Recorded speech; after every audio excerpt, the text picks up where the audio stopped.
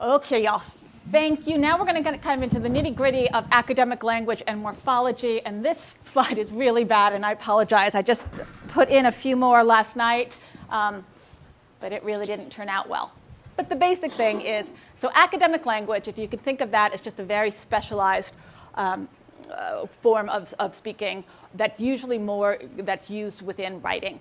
And academic writing in particular, it uses a lot of things of what we call nominalization. Has anyone heard that word before, nominalization? What that means? That's right. So it's turning. Define it. I'm sorry? Yeah, just say what it is real quick. Okay, so turning a verb or an adjective into a noun. Okay, so that's something called nominalization. So for example, I know it's so hard to see, and I apologize. Refuse, refusal, the refusal.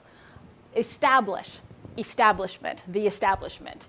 Elegant, elegance. Those kind of, so using, it's very much more that abstract. So instead of teaching what nouns are, person, place, or thing, it's that thing, right? And that thing is what nouns, so like love, that abstract thing, but it's a noun. And that's the hardest thing that students sometimes have, is when we get to thinking about language and going back to those grammar things of what is, okay, I know this is a noun, but then walking, walking's a noun, I thought it was a verb, those kind of things. So that's what we're gonna be talking about. And here is just a tiered vocabulary. Have you all heard about this, that the Common Core states puts up the different tiered vocabulary?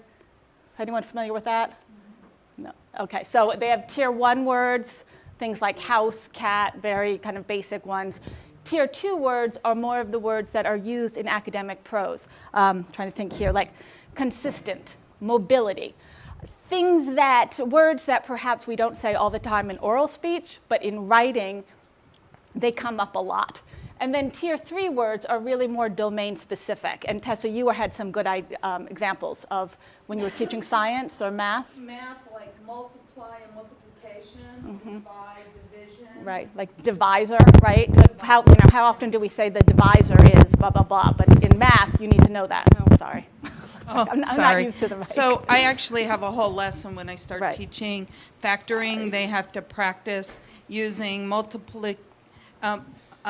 divisible by, multiplication, multiple of, and factor, and use the numbers appropriately in 3 sentences so they can practice talking about math. Okay, great. Okay, and those are words that really need to be explicitly taught, right? We don't go around every day saying, well, the divisor is blah, blah, blah, and all of this, right? You really need to think about, here's this word, and don't expect that students are going to know what that word is and know and how to use that word without explicit instruction.